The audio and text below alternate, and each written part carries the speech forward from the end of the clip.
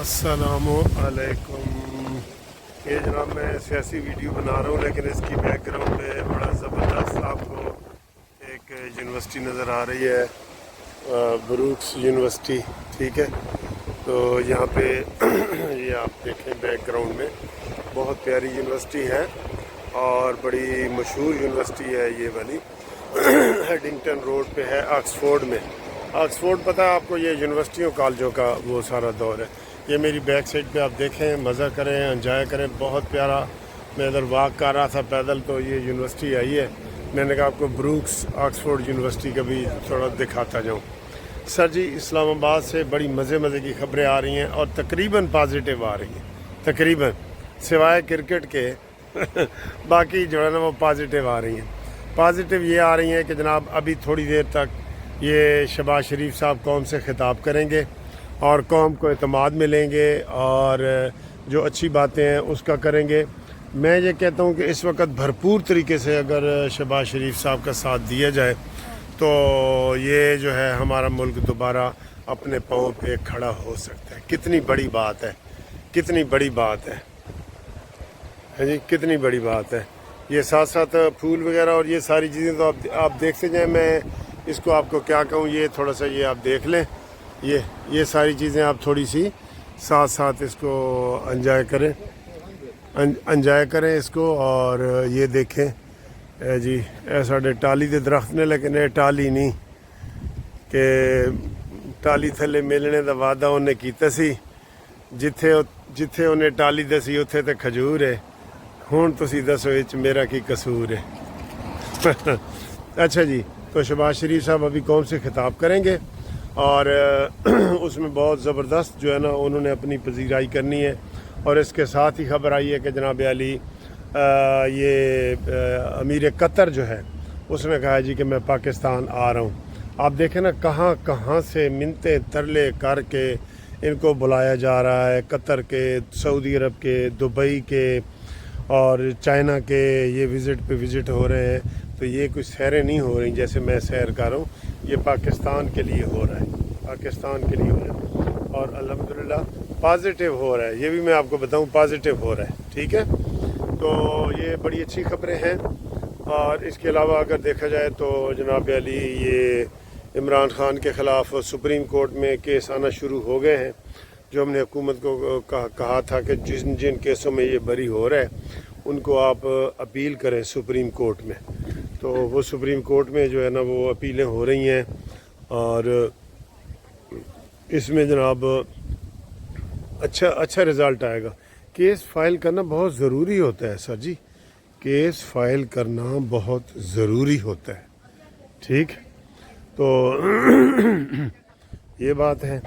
और दूसरे जनाब ये पेट्रोल की जो कीमत सस्ती हुई है, आपको एक मज़े की बात बताऊं, ये वज़ीर आज़म हाउस ने 15 को होती है ना, आज 15 जून है, तो उन्होंने एक दिन पहले ही कर दी है। ये पिछला बदला लिया है शहबाज शरीफ साहब ने कि मजाक किया गया था कि जनाब उन्होंने 15 रुपये किए है तो वज़ीर ख़जाना जी नहीं माने और उन्होंने 4.25 रुपये कर दिए। तो इस दफ़ा शहबाज शरीफ ने कहा जी कि पहले ही ऐलान कर दो। उन्होंने एक दिन पहले ही ऐलान कर दिए। अब देखें इस हुकूमत के आने से आप देख रहे हैं कि हर चीज़ में फ़र्क पड़ रहा है। अब जो लोग हैं ना, दुकानदार हैं, सब्जियों वाले, टमाटर वाले, फलों वाले, चावलों वाले, चीनी वाले, उनके लिए भी रिक्वेस्ट है, गुजारिश है कि वो ख़ुद ब खुद चीज़ें सस्ती करें। ठीक है, और लोगों को रिलीफ दें लोगों को रिलीफ। मैंने तो ये कहा था कि ये बकरे वगैरह और ये भी सस्ते होने चाहिए, लेकिन वैसे आपको मैं बताऊं, ये कीमतें मांग रहे होते हैं लाख रुपए तो 50 का दे देते हैं। जब जो लेके आ रहा हो ना उससे पूछे, वो आपको सही कीमतों का फिर अंदाज़ा होगा। ये बहुत मुश्किल है बकरा ख़रीदना सर। ये इतना ज़्यादा बारगेनिंग करते हैं कि आखिर में बंदा थक जाता है कि यार मैं क्या करूं। तो वो देते फिर वही हैं, 50,000 का मांगेंगे तो वो आपको 30 का दे देंगे, लाख मांगेंगे तो आपको 60 का दे देंगे। ये इतना फ़र्क वो रखते हैं। ठीक है, तो इसके अलावा मैंने अपने जो इधर ऑक्सफोर्ड में मुझे एक इल्मी शख्सियत मिली हैं जेड़े अंग्रेज़ी बोलते हैं या फिर पंजाबी बोलते हैं। उन्होंने जनाब गुफ्तगू भी सुनो तो ये आपको इंशाल्लाह अच्छा लगेगा। इंटरव्यू देखें ऑक्सफोर्ड में बैठे हुए वो पंजाबी के ऊपर कितना काम कर रहे हैं, और इसके ऊपर जनाब आप इसको देखें। ठीक है, तो इंशाल्लाह अगली वीडियो में आपसे मुलाकात करते हैं। फ़िलहाल मुझे ये लग रहा है कि सत्ते खैरन है। ठीक जी, वाह वाह, बहुत माशाल्लाह। ये जी नैरो कैफ़ी काफ़ी हम पी रहे हैं, बहुत मज़े की है। और ये अकरम साहब हैं, आपको पता ही है।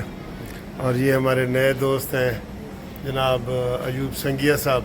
इन्हों का नाम देखो जी, असी तुसी संगी लभ रहे हो तो संगी सानू मिल गए ने। मैं थोड़ी देर तक इनके ना गुफ्तगू भी करवाता हूँ। दोस्तों, मैंने आपको काफ़ी दिखाई है, और जो पर्सनैलिटी अकरम साहब को तो आप जानते ही हैं माशाल्लाह। तो जो पर्सनैलिटी हमें काफ़ी पिला रही है ना, ये देखें। ये पहले तो मैं समझा ये अंग्रेज़ हैं, तो जो असी गल की तो उन्होंने साढ़े नाल पंजाबी च गल की है। तो बड़े प्यारे हैं अयूब संगिया साहब।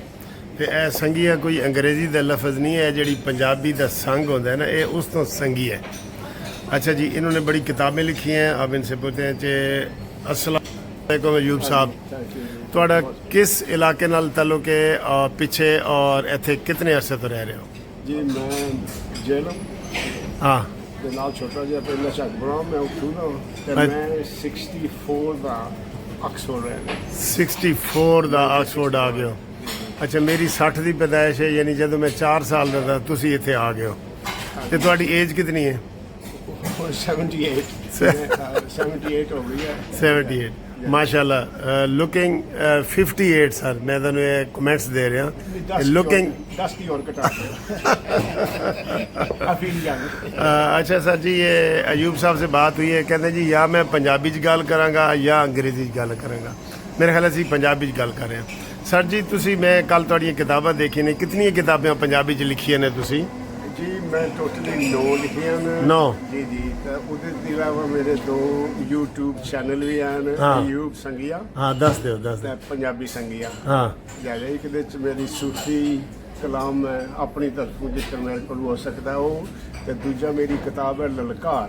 ਲਲਕਾਰ ਲਲਕਾਰ ਹਾਂ। ਤਾਂ ਉਹਦੇ ਜਿਹੜੇ ਰੋਜ਼ ਦੇ ਇਸ਼ੂ ਹਨ ਉਹਨਾਂ ਤੇ ਮੈਂ ਉਹ ਲਿਖੀ ਹੈ। ਹਾਂ, ਤੇ ਉਹ 2017 ਚ ਮੈਂ ਲਿਖੀ ਹੈ। ਠੀਕ ਹੈ। ਉਹ ਪੰਜਾਬੀ ਸੰਗੀਏ ਦੇ ਚੋਂ ਤੇ ਇਹ ਸਾਰੀਆਂ ਕਿਤਾਬਾਂ ਪੰਜਾਬੀ ਚ ਨੇ? ਸਭ ਪੰਜਾਬੀ। ਸਰ ਜੀ ਇਹ ਸੁਣ ਲਓ, ਇੱਥੇ ਅਸੀਂ ਆਕਸਫੋਰਡ ਬੈਠੇ ਹਾਂ ਲੰਦਨ 'ਚ, ਪੰਜਾਬੀ 'ਚ ਸਾਰੀਆਂ ਕਿਤਾਬਾਂ ਲਿਖੀਆਂ ਨੇ ਉਸ ਬੰਦੇ ਨੇ ਜਿਨ੍ਹਾਂ ਨੂੰ ਜਿਹੜਾ ਅੰਗਰੇਜ਼ੀ ਕਲਚਰ 'ਚ ਰਹਿੰਦੇ ਨੇ। ਬੜੀ ਅੱਛੀ ਦੀ ਗੱਲ ਹੈ ਸਰ ਜੀ। ਉਹ ਕਿਤਾਬਾਂ ਦੇ ਹਵਾਲੇ ਹਾਂ ਮੈਂ ਆਕਸਫੋਰਡ ਬਰੁਕਸ ਯੂਨੀਵਰਸਿਟੀ ਨਹੀਂ ਹਾਂ ਬਰੁਕਸ ਆਕਸਫੋਰਡ ਯੂਨੀਵਰਸਿਟੀ। ਅੱਛਾ, ਉਹਦੇ ਚ ਮੈਂ ਹਾਇਰ ਨੈਸ਼ਨਲ ਸਰਟੀਫਿਕੇਟ ਇੰਜੀਨੀਅਰਿੰਗ ਕੀਤਾ ਹੈ। ਅੱਛਾ ਸਰ ਜੀ, ਅਸੀਂ ਕਈ ਦਫਾ ਇੱਕ ਕਿਤਾਬ ਲਿਖਨੇ ਆ, 2 ਤੁਸੀਂ 9 ਲਿਖ ਦਿੱਤੀਆਂ ਨੇ।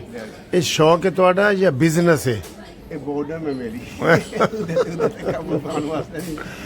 ਅੱਛਾ, ਇਹ ਤੁਹਾਡਾ ਸ਼ੌਕ ਹੈ, ਬਿਜ਼ਨਸ ਨਹੀਂ? ਨਹੀਂ ਨਾਟ ਐਟ ਆਲ। ਅੱਛਾ, ਤੁਸੀਂ ਕੋਈ ਰਾਬਤਾ ਕੀਤਾ ਹੋਵੇ ਕਿ ਜੀ ਤੁਹਾਡੀ ਮਾਸ਼ਾਅੱਲਾ ਅੱਛੀ ਸੋਚ ਹੈ। ਮੈਂ ਤੁਹਾਡੀ ਕਿਤਾਬ ਰਾਤ ਨੂੰ ਇੱਕ ਪੜ੍ਹੀ ਵੀ ਹੈ, ਤੇ ਤੁਸੀਂ ਕੋਸ਼ਿਸ਼ ਨਹੀਂ ਕੀਤੀ ਕਿ ਲੋਕਾਂ ਨੂੰ ਜ਼ਿਆਦਾ ਫਾਇਦਾ ਪਹੁੰਚਾਉਣ ਵਾਸਤੇ ਕੋਈ ਯੂਨੀਵਰਸਿਟੀ ਕਾਲਜ ਦੇ ਕਿਸੇ ਸਿਲੇਬਸ ਵਿੱਚ ਲੱਗ ਜਾਏ? ਤੇ ਕਹਿੰਦਾ ਕੁਰਾਨ ਸ਼ਰੀਫ ਦੀ ਜਿਹੜੀ ਬੰਦਿਆਂ ਨੂੰ ਫਾਇਦਾ ਤੇ ਮੇਰੀ ਕਿਤਾਬ ਨਾਲ ਕੀ ਫਾਇਦਾ ਹੋ ਰਿਹਾ? ਪਰ I haven't।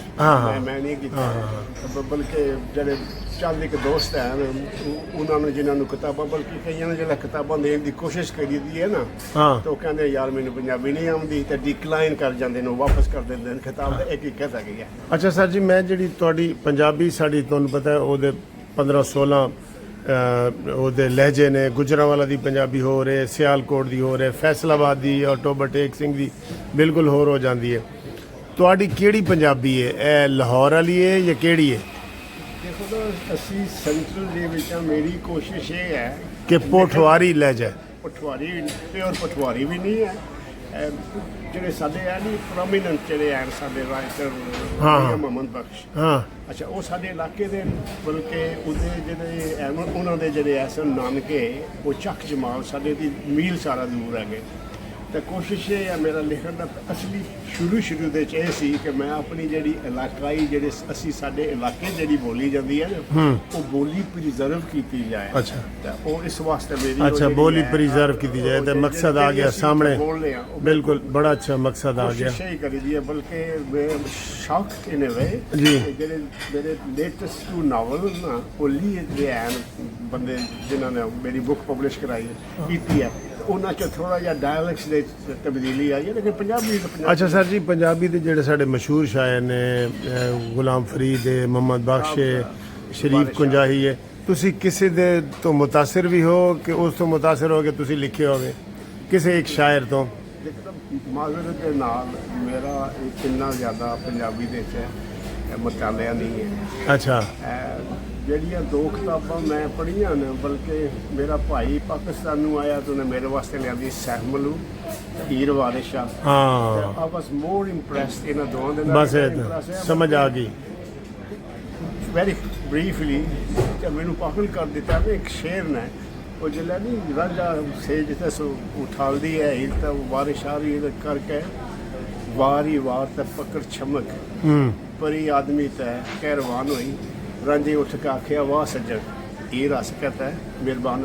ਅੱਛਾ, ਜਿਹੜਾ ਇਹ ਫਸਟ ਦਾ ਇੰਟਰੈਕਸ਼ਨ ਹੋਇਆ ਨਾ ਇੱਕ ਦੂਜੇ ਦੇ ਨਾਲ, ਉਹ ਇੰਨੀ ਸੋਹਣੀ ਕੋਈ ਪੇਸ਼ ਨਹੀਂ ਕਰ ਸਕਦਾ ਹੈ ਜਿਹੜਾ ਕਿ ਜਿਸ ਨੇ ਵਾਰਿਸ ਸ਼ਾਹ ਨੇ ਜੇਕਰ ਸਾਡਾ ਨੇ ਫਸਟ ਸਾਈਟ ਲਵ ਤੱਕਦਿਆਂ ਸਾਥ ਹੀ ਪਿਆਰ ਕਰਕੇ ਵਾਰੀ ਵਾਰ ਤੇ ਪਕੜ ਛਮਕ। ਚਲੋ ਮਤਲਬ ਥੋੜਾ ਜਿਹਾ ਵਾਰਿਸ ਸ਼ਾਹ ਤੋਂ ਤੁਸੀਂ No, I didn't read it all, but I like I was impressed. चलो जितना भी होए।